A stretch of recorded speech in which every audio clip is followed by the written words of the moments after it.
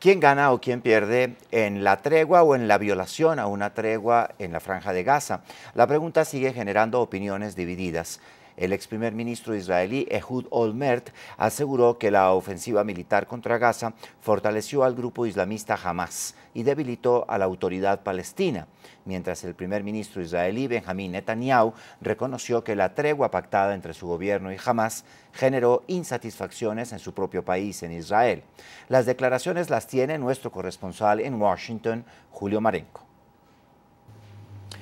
Hola, buenas noches. Pese a que la tregua está más frágil que nunca con los hechos violentos hoy en la frontera entre Gaza e Israel, el grupo islamista Hamas que gobierna ese territorio ha resultado más fortalecido que nunca.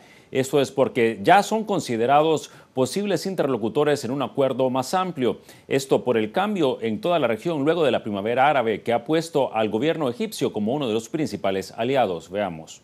Con apenas 2 días de vigencia, la frágil paz entre Gaza e Israel ha dejado a los líderes de Hamas, un movimiento considerado como terrorista, mucho más fortalecido. La negociación para el cese al fuego los convirtió en actores de un proceso del que habían estado largamente relegados.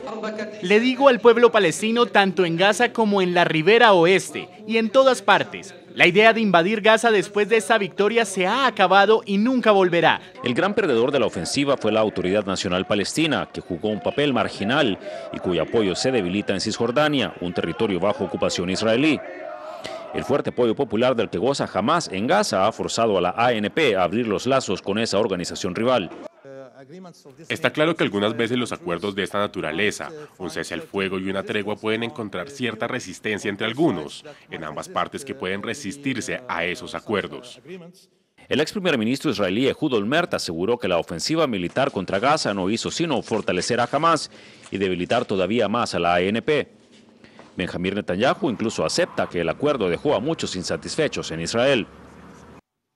Los objetivos que nos habíamos propuesto para esta operación han sido cumplidos. Sabemos que hay ciudadanos que esperan una respuesta más contundente, pero tenemos la libertad de decidir cuándo, cómo y contra quién actuar. La inestabilidad en Egipto es otra amenaza para la frágil tregua entre Gaza e Israel, puesto que el gobierno del presidente Morsi es el garante de que se cumplan los acuerdos.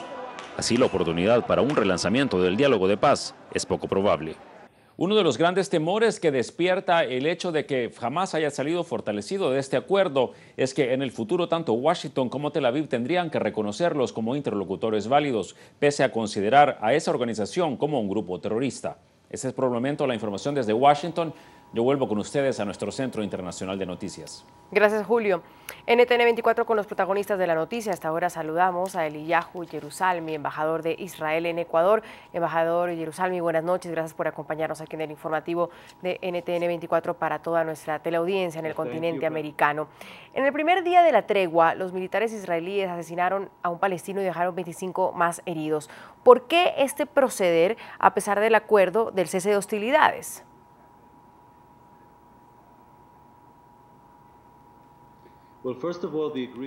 Bueno, en primer lugar, el acuerdo sigue en lugar.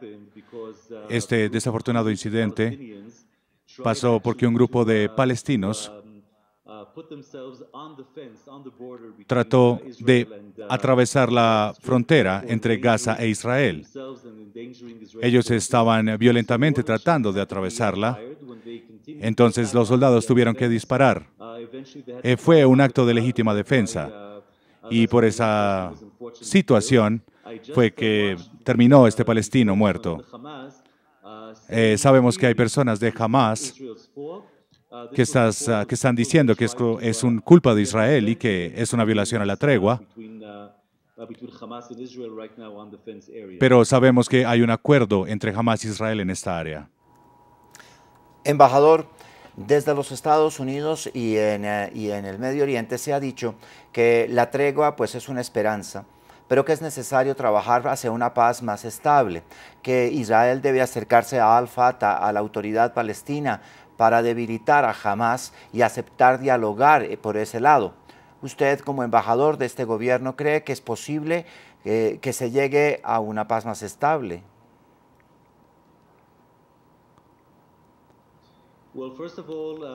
Bueno, nosotros creemos que Estados Unidos y Egipto pueden tener un muy buen rol para traer la paz y el cese al fuego en Gaza.